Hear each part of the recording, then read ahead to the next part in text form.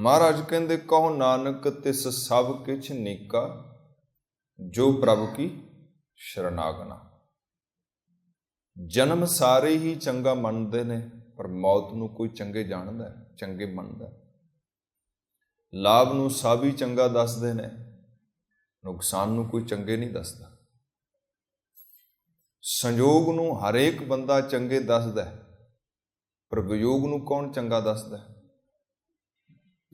कुछ मिल गया चंगा, कुछ विछुड़ गया माड़ा। मान मिलता है, सत्कार मिलता है, इज्जत मिलती है चंगी। ते प्यारिओ, जेकर किते मान की जगह ते अपमान मिल गया, बेपत्ती मिल गई, बेइज्जती हो गई, तो कौन चंगा मनदा है अपमान नूं? मान नूं सारे चंगा मनदे, सुख नूं सारे चंगा मनदे ने, पर दुख नूं कौन चंगे मनदा है? कोई है ऐसा प्राणी जिहड़ा ये गल कहंदा होवे नहीं दुख चंगा है, दुख चंगा है? पर महाराज जी कहंदे ने जिसने इस नुकते नूं समझ लिया, हुक्म रजाई चलना नानक लिखिया नाल, ਉਹਦੇ ਲਈ सब चंगा है, ਉਹਦੇ ਲਈ दुख भी चंगा है। कहो नानक तिस सब कुछ नीका, ਉਹਦੇ ਲਈ दुख भी चंगा है। केतियां दुख भूख सद मार, ਇਹ पे दात तेरी दातार। ਉਹਦੇ ਲਈ दुख भी, ਉਹਦੇ ਲਈ भुख भी दात है। इसे करके ਉਹ दुख ਨੂੰ प्रवान करता है, कबूल करता है। देखो, मनमुख ते गुरमुख दे अंदर रंचक मात्र अंतरा है देखन, पर जिहड़ा रंचक मात्र है वह कई बारी जमीन ते आसमान दा हो निबड़दा है। जैसे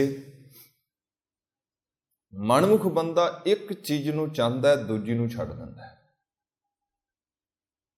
जिमें जितना चाहता है, हारना नहीं चाहता। जितना चाहता है, हार नूं सिरे तो नकारदा, कहंदे नहीं मैनूं हार चंगी नहीं लगदी, हार मैनूं पसंद नहीं है। लाभ नूं चाहता है, जो मर्जी करना पै, जैसे मर्जी करना पै, लाभ चाहिए, नुकसान नूं नहीं पसंद करता। जीवन चाहिए है, मौत कतई भी नहीं चाहिए। संयोग चाहिए, वियोग कतई भी नहीं चाहिए। ये मनमुख बंदे का सुभाव है। गुरमुख का सुभाव की है? जितना चाहता है वो जित लई काम करदा है, वो मेहनत ते मुशक्कत करदा है वो, पर जेकर किते हार का स्वाद चखना पै जाए तो वह भी प्रवान कर लैंदा है। सुख वो भी चाहता है और सुख लई काम भी करता है, पर जेकर दुख आ जाता है तो उस दुख नूं भी वह प्रवान कर लैंदा है, कबूल कर लैंदा है। लाभ वो भी चाहता है, पर जेकर किते नुकसान आ जाता है तो वह नुकसान नूं भी कबूल करता है। वो दोनों चीज़ों नूं प्रवान करता है। क्यों? क्योंकि हुक्म रजाई चलना नानक लिखिया नाल। क्योंकि वह हरेक चीज़ नूं चंगी मनदा है, जो कुछ है वो चंगा है, जो हो रहा है वो भला हो रहा है। देखो ना, धन गुरु तेग बहादुर साहब महाराज जिन्हां दे पावन पवित्र चरण छो प्राप्त इतिहासिक अस्थान ते तुसीं सारे विराजमान हो। महाराज जी इस चीज़ नूं कुछ इस ढंग नाल बयान करते हैं। पातशाह कहते जो नर दुख मैं दुख नहीं मानै, सुख स्नेहर भै नहीं जाकै, कंचन माटी मानै। न निंदिया न उस्तत जाकै, लोभ मोह अवमाना।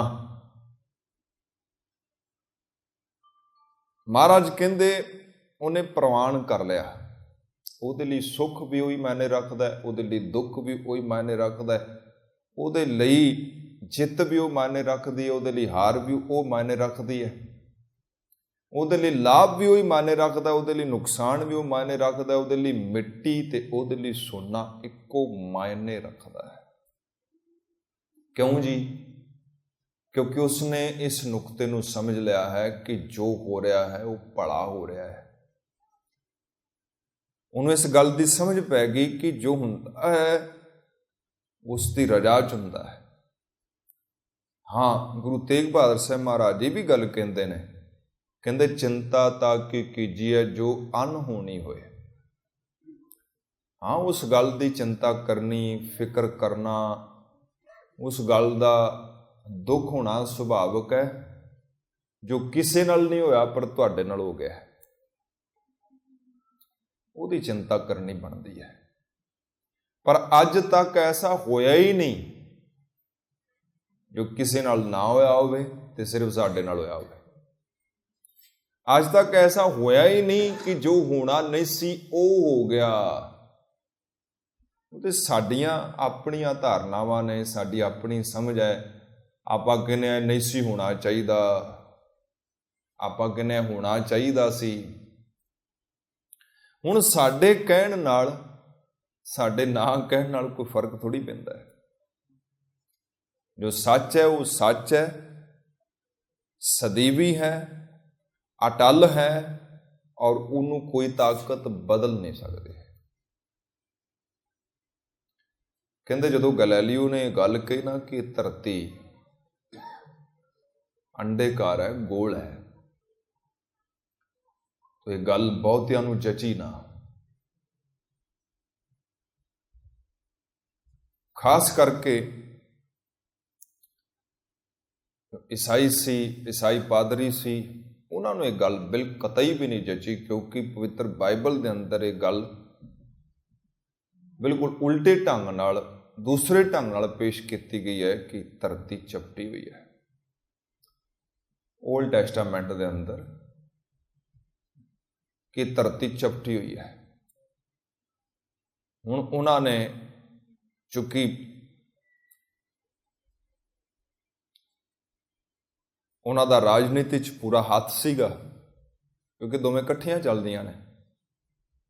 ਆ ਤੁਸੀਂ ਦੇਖੋ ਨਾ, ਜਦੋਂ ਚੁਣਾਵ ਹੁੰਦੇ ਨੇ ਤੇ ਰਾਜਨੇਤਾ ਫਿਰ ਵੋਟ ਬੈਂਕ ਦੇਖਦੇ ਨੇ, ਕਿਹੜਾ ਬੈਂਕ, ਕਿੱਥੋਂ ਵੋਟ ਆ ਸਕਦੇ ਨੇ, ਤਾਂ ਫਿਰ ਉਹ ਦੇਹਧਾਰੀ ਗੁਰੂ ਡੰਮਾਂ ਦੇ ਪਾਸ, ਬਾਬਿਆਂ ਦੇ ਪਾਸ ਪਹੁੰਚਦੇ ਨੇ।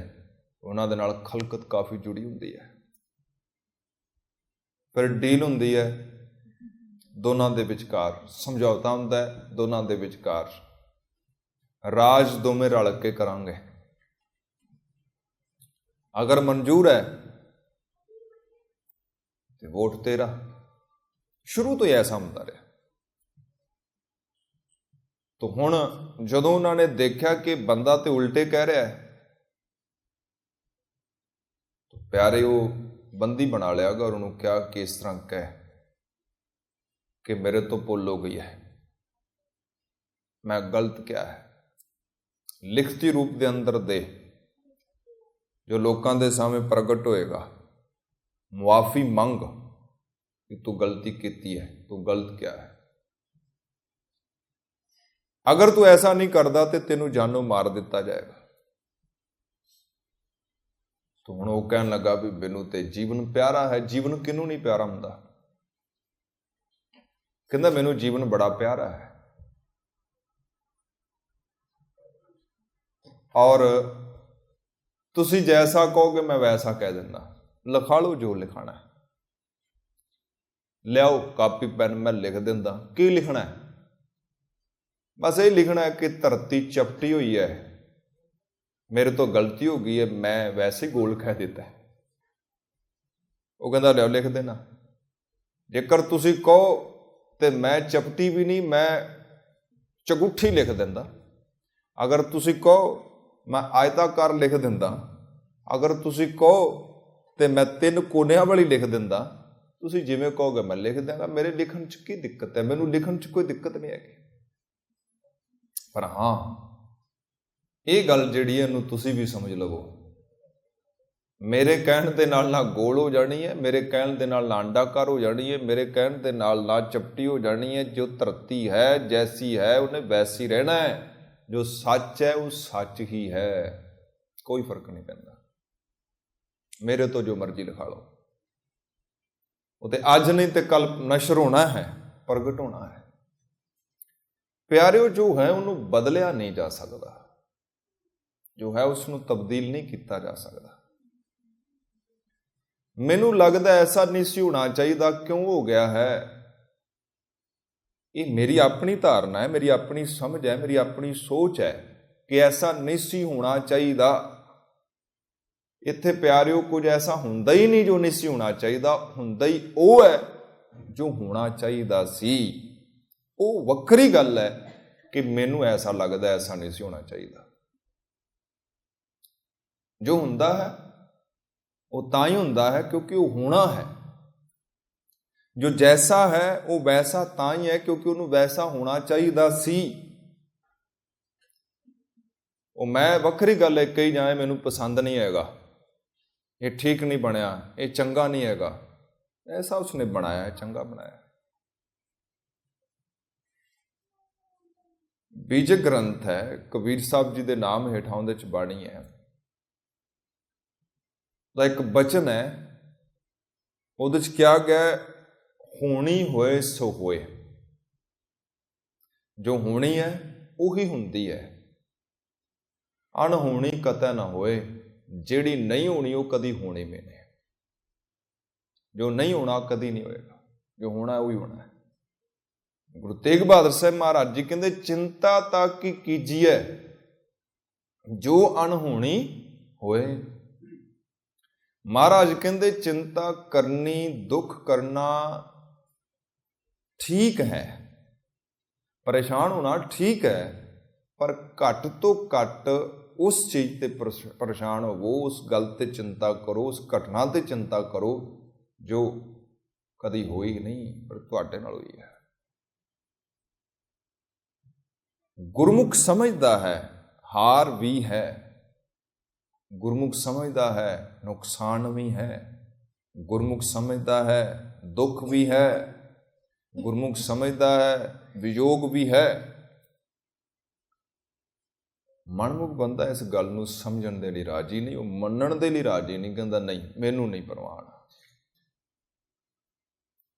ਪਰ ਫਿਰ ਦੁਬਾਰਾ ਬੇਨਤੀ, ਪ੍ਰਵਾਨ ਨਹੀਂ ਜਾਂ ਪ੍ਰਵਾਨ ਹੈ ਕੋਈ ਫਰਕ ਨਹੀਂ ਪੈਂਦਾ। ਮੈਂ ਕਹਾਂ ਮੈਂ ਮੰਨਦਾ ਹਾਂ ਕੋਈ ਫਰਕ ਨਹੀਂ ਪੈਣਾ, ਮੈਂ ਕਹਾਂ ਮੈਂ ਨਹੀਂ ਮੰਨਦਾ ਕੋਈ ਫਰਕ ਨਹੀਂ ਪੈਣਾ, ਕਿਉਂਕਿ ਜੋ ਕੁਦਰਤੀ ਨੇਮ ਨੇ ਉਹ ਤੇ ਵੈਸੇ ਹੀ ਚੱਲਣੇ ਨੇ। ਮੇਰੇ ਮੰਨਣ ਜਾਂ ਨਾ ਮੰਨਣ ਨਾਲ ਕੋਈ ਫਰਕ ਨਹੀਂ ਪੈਣਾ। ਗਲੈਲੀਓ ਕਹਿੰਦਾ ਮੈਂ ਬੇਸ਼ੱਕ ਕਹਿ ਦਿਆਂ ਧਰਤੀ ਚਪਟੀ ਹੋਈ ਹੈ, ਮੇਰੇ ਕਹਿਣ ਨਾਲ ਧਰਤੀ ਚਪਟ ਥੋੜੀ ਜਾਣੀ ਹੈ, ਮੇਰੇ ਕਹਿਣ ਨਾਲ ਧਰਤੀ ਕੋਈ ਗੋਲ ਥੋੜੀ ਹੋ ਜਾਣੀ ਹੈ। ਅਗਰ ਉਹ ਗੋਲ ਹੈ ਤੇ ਗੋਲ ਹੈ। ਬ੍ਰਹਿਮੰਡ ਜੈਸਾ ਉਸਨੇ ਬਣਾਇਆ ਵੈਸਾ ਹੈ। ਮੇਰੇ ਕਹਿਣ ਦੇ ਨਾਲ ਕੋਈ ਸੱਜੇ ਨਹੀਂ ਹੋਣਾ, ਕੋਈ ਖੱਬੇ ਨਹੀਂ ਹੋਣਾ। ਕਈ ਵਾਰੀ ਬੰਦੇ ਨੂੰ ਐਸਾ ਲੱਗਦਾ ਹੈ, ਕਈ ਵਾਰੀ ਬੰਦੇ ਨੂੰ ਐਸਾ ਲੱਗਦਾ ਹੈ।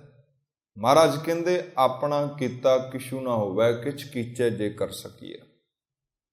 ਤੇ ਫਿਰ ਸਤਿਗੁਰੂ ਕਹਿੰਦੇ ਜੇ ਤੈਨੂੰ ਲੱਗਦਾ ਨਾ ਤੂੰ ਕੁਝ ਕਰ ਸਕਦਾ ਤੇ ਫਿਰ ਐਸੇ ਕਰ, ਪੰਚ ਤਤ ਕਰ ਤੁਧ ਸ੍ਰਿਸ਼ਟ ਸਭ ਸਾਜੀ, ਕੋਈ ਛੇਵਾਂ ਕਰਿਓ ਜੇ ਕਿਛ ਕੀਤਾ ਹੋਵੇ। ਕਹਿੰਦੇ ਪੰਜ ਤੱਤਾਂ ਨਾਲ ਉਹਨੇ ਸਾਰੀ ਸ੍ਰਿਸ਼ਟੀ ਬਣਾਈ ਹੈ ਤੇ ਛੇਵਾਂ ਤੂੰ ਬਣਾ, ਫਿਰ ਤੇ ਮੰਨਾਂਗਾ ਤੂੰ ਕਰਤਾ ਹੈ। ਮਹਾਰਾਜ ਬੰਦੇ ਨੂੰ ਕਹਿੰਦੇ ਫਿਰ ਤੇ ਮੰਨਾਂਗਾ ਵੀ ਤੂੰ ਕਰਨ ਵਾਲਾ ਹੈ, ਕਿਉਂਕਿ ਬੰਦਾ ਵੀ ਆਪਣੇ ਆਪ ਨੂੰ ਕਰਤਾ ਮੰਨਦਾ ਨਾ। ਮੈਂ ਫਲਾਣੀ ਚੀਜ਼ ਬਣਾ ਲਈ, ਮੈਂ ਫਲਾਣੀ ਚੀਜ਼ ਬਣਾ ਲਈ, ਮੈਂ ਫਲਾਣੀ ਚੀਜ਼ ਬਣਾ ਲਈ, ਫਲਾਣੀ ਚੀਜ਼ ਦਾ ਮੈਂ ਨਿਰਮਾਤਾ ਹਾਂ। ਪਿਆਰਿਓ ਅਸੀਂ ਕੁਝ ਵੀ ਨਹੀਂ ਬਣਾਇਆ, ਅਸੀਂ ਜੋ ਬਣਿਆ ਹੈ ਸਿਰਫ ਉਹਨੂੰ ਰੂਪ ਵੱਖੋ ਵੱਖਰੇ ਦੇ ਰਹੇ ਹਾਂ, ਉਹਨੂੰ ਆਕਾਰ ਵੱਖੋ ਵੱਖਰੇ ਦੇ ਰਹੇ ਹਾਂ। ਬਣਿਆ ਤੇ ਪਹਿਲਾਂ ਹੀ ਹੈ। ਮਹਾਰਾਜ ਕਹਿੰਦੇ ਜੋ ਕੁਛ ਪਾਇਆ ਸੋ ਏਕਾ ਵਾਰਸ, ਜੋ ਉਹਨੇ ਪਾਣਾ ਸੀ ਉਹ ਪਾਇਆ ਹੋਇਆ। ਅਸੀਂ ਲੋਹੇ ਨੂੰ ਪਿਘਲਾ ਕੇ ਆਕਾਰ ਦੇਈ ਜਾ ਰਹੇ ਹਾਂ, ਮਿੱਟੀ ਨੂੰ ਵੱਖੋ ਵੱਖਰੇ ਰੂਪ ਰੰਗ ਦੇਈ ਜਾ ਰਹੇ ਹਾਂ। ਮਿੱਟੀ ਮਿੱਟੀ ਹੈ। ਤੋ ਇੱਥੇ ਉਹੀ ਹੁੰਦਾ ਹੈ ਜੋ ਹੋਣਾ ਹੈ, ਇੱਥੇ ਉਹ ਕੁਝ ਵੀ ਨਹੀਂ ਹੁੰਦਾ ਜੋ ਨਹੀਂ ਹੋਣਾ। ਤੁਸੀਂ ਜਿੱਤ ਲਈ ਕਾਰਜ ਕਰੋ, ਤੁਸੀਂ ਮੁਸ਼ੱਕਤ ਮਿਹਨਤ ਕਰੋ। ਮਹਾਰਾਜ ਕਹਿੰਦੇ ਅਗਾਂ ਕੁਤਰਾਂਗ, ਪਿੱਛੇ ਫੇਰ ਨਾ ਮੋੜੜਾ। ਅੱਗੇ ਵਧਣ ਦਾ ਯਤਨ ਕਰੋ, ਸ਼ਰਮ ਕਰੋ, ਕੋਸ਼ਿਸ਼ ਕਰੋ। ਪਰ ਜੇਕਰ ਕਿਤੇ ਹਾਰ ਦਾ ਮੂੰਹ ਦੇਖਣਾ ਪੈ ਜਾਂਦਾ ਤੇ ਘਬਰਾਓ ਨਾ। ਕਿਤੇ ਅਸਫਲਤਾ ਦਾ ਨਾਲ ਮੇਲ ਹੋ ਜਾਂਦਾ ਤੇ ਘਬਰਾਓ ਨਾ, ਉਹਨੂੰ ਵੀ ਪ੍ਰਵਾਨ ਕਰੋ। ਅਗਰ ਤੁਸੀਂ ਉਹਨੂੰ ਪ੍ਰਵਾਨ ਕਰੋਗੇ ਤੇ ਤੁਹਾਨੂੰ ਉਹਦੇ ਚੋਂ ਹੀ ਸਫਲਤਾ ਦਾ ਰਾਹ ਲੱਭ ਜਾਣਾ ਹੈ, ਉਹਦੇ ਚੋਂ ਜਿੱਤ ਦਾ ਰਾਹ ਲੱਭ ਜਾਣਾ ਹੈ। ਉਹੀ ਹਾਰ ਜਿਹੜੀ ਹੈ ਉਹਦੇ ਚੋਂ ਹੀ ਤੁਹਾਨੂੰ ਰਾਹ ਲੱਭਣਾ ਹੈ, ਜਿੱਤਣਾ ਕੈਸੇ ਹੈ। ਇਸੇ ਕਰਕੇ ਮਹਾਰਾਜ ਕਹਿੰਦੇ ਗੁਰਮੁਖ ਨੂੰ ਪ੍ਰਵਾਨ ਹੈ। ਗੁਰਮੁਖ ਲਈ ਸਭ ਕੁਝ ਚੰਗਾ ਹੈ, ਗੁਰਮੁਖ ਦੇ ਲਈ ਕੁਝ ਵੀ ਬੁਰਾ ਨਹੀਂ ਹੈਗਾ। ਬੁਰਾ ਭਲਾ ਕੋ ਕਿਸ ਨੂੰ ਕਹੀਏ ਜਾਂ ਸਗਲੇ ਜੀ ਤੁਮਾਰੇ, ਸਭ ਕੁਝ ਤੇਰਾ ਹੀ ਬਣਾਇਆ ਹੋਇਆ, ਕਿਹਨੂੰ ਬੁਰਾ ਕਹਾ ਕਿਹਨੂੰ ਭਲਾ ਕਹਾ। ਔਰ ਪਿਆਰਿਓ, ਸਾਡੀ ਪਰੇਸ਼ਾਨੀ ਇਹ ਹੈ ਕਿ ਅਸੀਂ ਵੰਡ ਦਿੱਤਾ ਹੈ, ਦੋ ਖੰਡਾਂ 'ਚ ਕਰ ਦਿੱਤਾ ਹੈ ਹਰੇਕ ਚੀਜ਼ ਨੂੰ। ਜੈਸੇ ਦਿਨ ਰਾਤ ਦੋ ਹਿੱਸੇ ਨੇ ਅਸੀਂ ਕੀਤਾ ਹੋਇਆ, ਦੁੱਖ ਸੁੱਖ ਦੋ ਨੇ, ਪਰ ਅਸਲ ਮਾਇਨਿਆਂ ਦੇ ਅੰਦਰ ਇਹ ਸਭ ਜੁੜੇ ਹੋਏ ਨੇ, ਇੱਕੋ ਸਿੱਕੇ ਦੇ ਦੋ ਪਹਿਲੂ ਨੇ। ਇੱਕ ਨੂੰ ਅਸੀਂ ਪਸੰਦ ਕਰਦੇ ਹਾਂ, ਦੂਜੇ ਨੂੰ ਨਕਾਰਦੇ ਹਾਂ। ਸਿਰੇ ਤੋਂ ਹੀ ਐਸਾ ਨਹੀਂ ਹੋ ਸਕਦਾ। ਅਗਰ ਦਿਨ ਹੈ ਤਾਂ ਪਿਆਰਿਓ ਕੁਦਰਤ ਦਾ ਨਿਯਮ ਹੈ, ਰਾਤ ਵੀ ਹੈ। ਅਗਰ ਸੁੱਖ ਹੈ ਤੇ ਫਿਰ ਦੁੱਖ ਵੀ ਹੈ। ਅਗਰ ਜਿੱਤ ਹੈ ਤਾਂ ਹਾਰ ਵੀ ਹੈ। ਇੱਕ ਜਿੱਤਦਾ, ਦੂਜਾ ਹਾਰਦਾ ਹੈ। ਔਰ ਮੇਰੇ ਖਿਆਲ ਦੇ ਅੰਦਰ ਜੇ ਕੋਈ ਹਾਰੇ ਨਾ ਤੇ ਜਿੱਤੇਗਾ ਕੌਣ? ਅਗਰ ਕੋਈ ਹਾਰਦਾ ਹੀ ਨਹੀਂ ਤੇ ਜਿੱਤਣਾ ਕਿੰਨੇ ਹੈ ਫਿਰ? ਹਾਰਨ ਵਾਲਾ ਜਿੱਤੇ ਹੋਏ ਨੂੰ ਪੈਦਾ ਕਰਦਾ, ਪ੍ਰਗਟ ਕਰਦਾ ਹੈ। ਅਗਰ ਕੋਈ ਅਸਾਧੂ ਹੀ ਨਹੀਂ ਹੈਗਾ ਤੇ ਸਾਧੂ ਕੌਣ ਹੋਏਗਾ ਫਿਰ? ਅਗਰ ਕੋਈ ਚੋਰ ਹੀ ਨਹੀਂ ਹੈਗਾ ਤੇ ਸਾਧੂ ਕੌਣ ਹੋਏਗਾ ਫਿਰ? ਚੋਰ ਸਾਧੂ ਨੂੰ ਪ੍ਰਗਟ ਕਰਦਾ ਹੈ। ਬੁਰਾ ਨਹੀਂ ਹੋਏਗਾ ਤੇ ਭਲਾ ਕਿੱਥੋਂ ਹੋਣਾ ਹੈ? ਅਸਲ ਮਾਇਨਿਆਂ ਦੇ ਅੰਦਰ ਬੁਰਾ ਹੀ ਭਲੇ ਨੂੰ ਜਗ੍ਹਾ ਦਿੰਦਾ ਹੈ। ਮੰਨ ਲਓ ਸਾਰੇ ਹੀ ਭਲੇ ਨੇ ਤੇ ਭਲੇ ਦੀ ਪਹਿਚਾਣ ਕੈਸੇ ਕਰੋਗੇ? ਤੁਹਾਡੇ ਕੋਲ ਇੱਕੋ ਹੀ ਢੰਗ ਹੈ ਪਹਿਚਾਣ ਕਰਨ ਦਾ ਕਿ ਉਹਦੇ ਨਾਲ ਇੱਕ ਬੁਰਾ ਵੀ ਹੈ। ਰਾਵਣ ਹੈ ਤਾਂ ਰਾਮ ਹੈ। ਅਗਰ ਰਾਵਣ ਨਹੀਂ ਸੀ ਤਾਂ ਰਾਮ ਕੌਣ ਜਾਣਦਾ?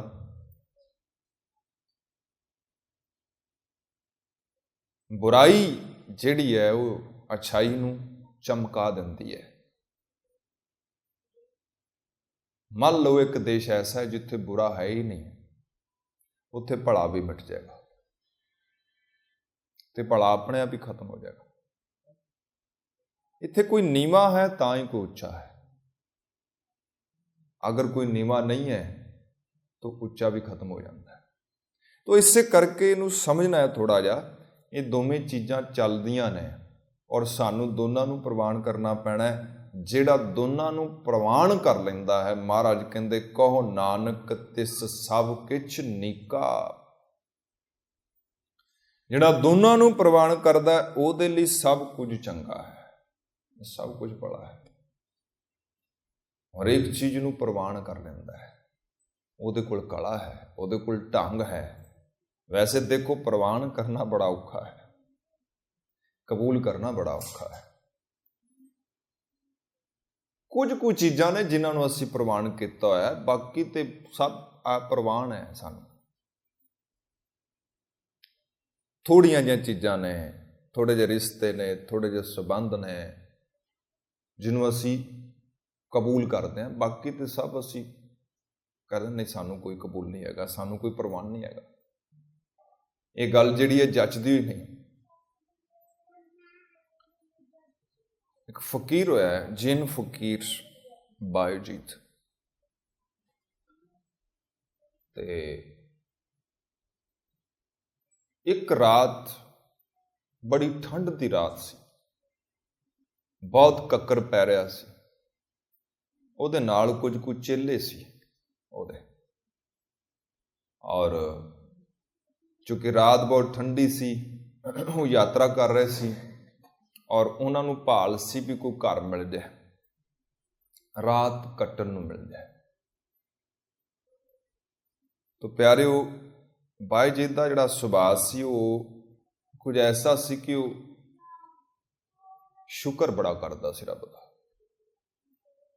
ਸ਼ੁਕਰ ਹੈ ਤੇਰਾ, ਸ਼ੁਕਰ ਹੈ ਤੇਰਾ। ਇੱਕ ਵਾਰੀ ਕੀ ਹੋਇਆ, ਉਹਦੇ ਪੈਰ 'ਚ ਪੱਥਰ ਲੱਗਾ, ਪੈਰ ਜ਼ਖਮੀ ਹੋ ਗਿਆ। ਪਰਮਾਤਮਾ ਸ਼ੁਕਰ ਹੈ ਤੇਰਾ। ਇੱਕ ਚੇਲਾ ਸੀ, ਉਹ ਵਾਰ-ਵਾਰ ਪੁੱਛਦਾ ਸੀ ਵੀ ਤੁਸੀਂ ਪੈਰ ਤੁਹਾਡਾ ਜ਼ਖਮੀ ਹੋਇਆ ਫਿਰ ਵੀ ਸ਼ੁਕਰ ਕਰਦੇ ਹੋ, ਬਚ ਜਾਂਦਾ ਪੈਰ ਜ਼ਖਮੀ ਨਾ ਹੁੰਦਾ ਫਿਰ ਤੇ ਸ਼ੁਕਰ ਦਾ ਕੋਈ ਅਰਥ ਹੈ? ਜਦੋਂ ਜੇ ਤੇ ਤੁਹਾਡਾ ਪੈਰ ਬਚ ਜਾਂਦਾ ਫਿਰ ਤੇ ਤੁਸੀਂ ਸ਼ੁਕਰ ਕਰਦੇ। ਆਮ ਬੰਦੇ ਦੀ ਸੋਚਣੀ ਆਹੀ ਹੈ, ਜਦੋਂ ਮਿਲਦਾ ਉਹ ਬੜੇ ਸ਼ੁਕਰਾਨੇ ਕਰਦੇ ਨੇ, ਬਹੁਤ ਧੰਨਵਾਦ ਕਰਦੇ, ਮਹਾਰਾਜ ਤੁਹਾਡਾ ਧੰਨਵਾਦ, ਮੈਨੂੰ ਆਹ ਚੀਜ਼ ਦੇ ਦਿੱਤੀ ਹੈ। ਆਮ ਬੰਦੇ ਦੀ ਸੋਚ ਹੈ, ਆਮ ਬੰਦੇ ਨੂੰ ਲੱਗਦਾ ਹੈ ਕਿ ਜਦੋਂ ਮਿਲਦਾ ਉਦੋਂ ਹੀ ਸ਼ੁਕਰਾਨਾ ਹੁੰਦਾ ਹੈ, ਅੱਗੇ ਪਿੱਛੇ ਸ਼ੁਕਰਾਨਾ ਨਹੀਂ ਹੈਗਾ। ਚਲੋ ਘੱਟ ਤੋਂ ਘੱਟ ਉਹਨਾਂ ਤੋਂ ਤੇ ਚੰਗੇ ਨੇ ਜਿਹੜੇ ਮਿਲਣ ਤੇ ਵੀ ਸ਼ੁਕਰਾਨਾ ਨਹੀਂ ਕਰਦੇ। ਘੱਟ ਤੋਂ ਘੱਟ ਉਹਨਾਂ ਤੋਂ ਤੇ ਚੰਗੇ ਨੇ ਜਿਨ੍ਹਾਂ ਦੇ ਜੀਵਨ 'ਚ ਸ਼ੁਕਰਗੁਜ਼ਾਰੀ, ਸ਼ੁਕਰਾਨੇ ਨਾਮ ਦੀ ਕੋਈ ਵੱਤ ਹੀ ਨਹੀਂ ਹੈਗੀ, ਉਹਨਾਂ ਤੋਂ ਤੇ ਚੰਗੇ ਨੇ। ਘੱਟ ਤੋਂ ਘੱਟ ਜਦੋਂ ਮਿਲਦਾ ਉਦੋਂ ਤੇ ਸ਼ੁਕਰ ਕਰਦੇ ਨੇ, ਅੱਗੇ ਪਿੱਛੇ ਜਦੋਂ ਨਹੀਂ। ਜਦੋਂ ਮਿਲਦਾ ਅਸੀਂ ਸ਼ੁਕਰਾਨਾ ਕਰਦੇ ਹਾਂ, ਜਦੋਂ ਨਹੀਂ ਮਿਲਦਾ ਉਦੋਂ ਗਿਲੇ, ਸ਼ਿਕਾਇਤਾਂ, ਸ਼ਿਕਵੇ ਉਦੋਂ ਕਰਦੇ ਹਾਂ, ਨਿੰਦਦੇ ਹਾਂ ਰੱਬ ਨੂੰ, ਮਿਲ ਗਿਆ ਵਡਿਆਉਂਦੇ ਹਾਂ। ਇਹ ਮਨੁੱਖੀ ਫਿਤਰਤ ਹੈ। ਜਿਹੜਾ ਤੁਹਾਨੂੰ ਕੋਈ ਦੇ ਦਿੰਦਾ ਤੁਹਾਡੇ ਲਈ ਉਹੀ ਸਭ ਤੋਂ ਸ੍ਰੇਸ਼ਟ ਹੈ, ਭਾਵੇਂ ਉਹ ਬਿਲਕੁਲ ਬਿਲਕੁਲ ਮਾੜਾ ਬੰਦਾ, ਖੋਟਾ ਬੰਦਾ, ਆਲੇ ਦਰਜੇ ਦਾ ਭੈੜਾ ਬੰਦਾ ਹੋਵੇ, ਪਰ ਤੁਹਾਨੂੰ ਉਸਨੇ ਕੁਝ ਦੇ ਦਿੱਤਾ ਉਹ ਚੰਗਾ ਹੈ। ਤੁਸੀਂ ਉਹਦਾ ਧੰਨਵਾਦ ਕਰੋਗੇ, ਉਹਦੇ ਸ਼ੁਕਰਗੁਜ਼ਾਰ ਹੋਵੋਗੇ। ਰੱਬ ਦਿੰਦਾ ਹੈ ਤੇ ਅਸੀਂ ਸ਼ੁਕਰ ਕਰਦੇ ਹਾਂ, ਜੇ ਨਹੀਂ ਦਿੰਦਾ ਤੇ ਅਸੀਂ ਸ਼ੁਕਰ ਵੀ ਨਹੀਂ ਕਰਦੇ। ਉਹ ਕਹਿੰਦਾ ਜੇਕਰ ਪੈਰ ਤੁਹਾਡਾ ਬਚ ਜਾਂਦਾ ਫਿਰ ਤੇ ਸ਼ੁਕਰ ਕਰਨਾ ਬਣਦਾ ਸੀ, ਤੇ ਤੁਹਾਡਾ ਤੇ ਪੈਰ ਜ਼ਖਮੀ ਹੋ ਗਿਆ, ਹੁਣ ਕਾਹਦਾ ਸ਼ੁਕਰ? ਜੋ ਹੋਣਾ ਸੀ ਉਹ ਤੇ ਹੋ ਹੀ ਗਿਆ, ਹੁਣ ਕਾਹਦਾ ਸ਼ੁਕਰਾਨਾ? ਤੇ ਉਹ ਅੱਗੋਂ ਆਪਣੇ ਚੇਲੇ ਨੂੰ ਕਹਿ ਦਿੰਦਾ ਸੀ ਕੋਈ ਨਹੀਂ, ਸਮਾਂ ਆਵੇਗਾ ਤੇ ਦੱਸਾਂਗਾ। ਕਈ ਵਾਰੀ ਉਹਨੇ ਪੁੱਛਿਆ, ਕਈ ਐਸੀਆਂ ਘਟਨਾਵਾਂ ਹੋਈਆਂ ਜਿੱਥੇ ਉਹਨੇ ਆਹੀ ਜਵਾਬ ਦਿੱਤਾ, ਵਕਤ ਆਏਗਾ ਤੇ ਮੈਂ ਦੱਸਾਂਗਾ। ਤੋ ਗੁਰਮੁਖੋ,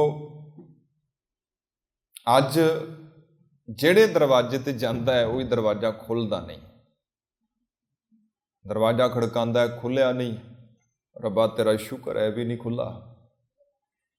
ਕਿਤਨਾ ਅਜੀਬ ਪ੍ਰਾਣੀ ਹੈ, ਦਰਵਾਜ਼ਾ ਖੁੱਲ੍ਹਦਾ ਤੇ ਸ਼ੁਕਰ ਹੈ, ਪਰ ਇਹ ਤੇ ਦਰਵਾਜ਼ਾ ਖੁੱਲ੍ਹਾ ਹੀ ਨਹੀਂ ਤੇ ਹੁਣ ਵੀ ਸ਼ੁਕਰ ਕਰੀ ਜਾਂਦਾ ਹੈ। ਦੂਜੇ ਦਰ ਤੇ, ਤੀਜੇ ਦਰ ਤੇ, ਚੌਥੇ ਦਰ ਤੇ ਸ਼ੁਕਰ ਸ਼ੁਕਰ ਸ਼ੁਕਰ ਸ਼ੁਕਰ। ਹੁਣ ਉਹ ਚੇਲਾ ਦੁਖੀ ਹੋ ਗਿਆ ਵੀ ਇੱਕ ਤੇ ਠੰਡ ਹੈ, ਉਧਰੋਂ ਰਾਹਤ ਹੈ, ਉਧਰੋਂ ਸਾਡੇ ਮਹਾਰਾਜ ਦੇ ਸ਼ੁਕਰਾਨੇ ਨਹੀਂ ਖਤਮ ਹੁੰਦੇ। ਇਹ ਵਾਰ-ਵਾਰ ਸ਼ੁਕਰ ਹੈ ਸ਼ੁਕਰ ਹੈ ਸ਼ੁਕਰ ਹੈ। ਕੋਈ ਦਰਵਾਜ਼ਾ ਖੁੱਲੇ ਤੇ ਸ਼ੁਕਰ ਕਰੀਏ। ਅਖੀਰ ਇੱਕ ਦਰਵਾਜ਼ਾ ਖੁੱਲਾ ਤੇ ਹੁਣ ਜਿੱਥੇ ਬਾਏਜੀਤ ਨੇ ਸ਼ੁਕਰ ਕੀਤਾ, ਹੁਣ ਉਹਨਾਂ ਨੇ ਵੀ ਸ਼ੁਕਰ ਕੀਤਾ ਵੀ ਚਲੋ ਸ਼ੁਕਰ ਹੈ ਖੁੱਲ ਗਿਆ ਦਰਵਾਜ਼ਾ। ਪਰ ਹੁਣ ਜਿਹੜਾ ਦਰਵਾਜ਼ਾ ਖੁੱਲ੍ਹਾ ਸੀ ਉਹਦਾ ਮਾਲਕ ਕਹਿਣ ਲੱਗਾ ਵੀ ਆਓ ਜੀ। ਉਹ ਕਹਿਣ ਲੱਗੇ ਜੀ ਅਸੀਂ ਰਾਤ ਕੱਟਣੀ ਹੈ।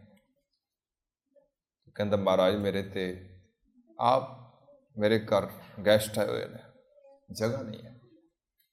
ਬਾਏਜੀਤ ਨੇ ਕਿਹਾ ਸ਼ੁਕਰ ਹੈ ਪ੍ਰਮਾਤਮਾ, ਚਲੋ ਇੱਧਰ ਵੀ ਜਗ੍ਹਾ ਨਹੀਂ ਮਿਲੀ। ਹੁਣ ਤੇ ਉਹ ਚੇਲਾ ਦੁਖੀ ਹੋ ਗਿਆ, ਕਹਿਣ ਲੱਗਾ ਵੀ ਘੱਟ ਤੋਂ ਘੱਟ ਸ਼ੁਕਰ ਦਾ ਕਾਰਨ ਹੀ ਦੱਸ ਦਿਓ। ਅਗਲੇ ਦਰਵਾਜ਼ੇ ਤੇ ਗਏ ਪਿਆਰਿਓ, ਦਰਵਾਜ਼ਾ ਖੁੱਲ੍ਹਾ, ਉਹਨੇ ਸ਼ੁਕਰ ਕੀਤਾ, ਚੇਲਿਆਂ ਨੇ ਵੀ ਸ਼ੁਕਰ ਕੀਤਾ। ਉਹਨਾਂ ਕਿਹਾ ਸਾਨੂੰ ਰੱਖ ਲਓ। ਉਹ ਕਹਿਣ ਲੱਗਾ ਜੀ ਆ ਜਾਓ, ਹੈ ਕਮਰਾ ਮੇਰੇ ਕੋਲ। ਹੁਣ ਸਾਰਿਆਂ ਨੇ ਸ਼ੁਕਰ ਕੀਤਾ। ਕੋਈ ਘੰਟਾ ਡੇਢ ਘੰਟਾ ਉਹਨਾਂ ਨੂੰ ਆਰਾਮ ਕਰਦਿਆਂ ਨੂੰ ਹੋਣਾ ਹੈ। ਇਹਨੇ ਨੂੰ ਦਰਵਾਜ਼ਾ ਮਾਲਕ ਖੜਕਾਉਂਦਾ ਹੈ, ਦਰਵਾਜ਼ਾ ਖੁੱਲ੍ਹਦਾ ਤੇ ਮਾਲਕ ਕਹਿੰਦਾ ਮਹਾਰਾਜ ਮੈਂ ਮਾਫੀ ਚਾਹੁੰਦਾ, ਮੇਰੇ ਤੇ ਦੂਰ ਦੇ ਰਿਸ਼ਤੇਦਾਰ ਆ ਗਏ ਨੇ, ਹੁਣ ਮੇਰੇ ਕੋਲ ਕਮਰੇ ਦੋ ਹੀ ਨੇ, ਇੱਕ 'ਚ ਮੇਰਾ ਤੇ ਮੇਰਾ ਪਰਿਵਾਰ ਆ, ਇੱਕ 'ਚ ਤੁਸੀਂ ਹੋ, ਹੁਣ ਮੈਂ ਆਪਣੇ ਰਿਸ਼ਤੇਦਾਰਾਂ ਨੂੰ ਕਿਵੇਂ ਬਾਹਰ ਕੱਢਾਂ ਦੱਸੋ। ਤਾਂ ਤੁਹਾਨੂੰ ਕਮਰਾ ਖਾਲੀ ਕਰਨਾ ਪੈਣਾ ਹੈ।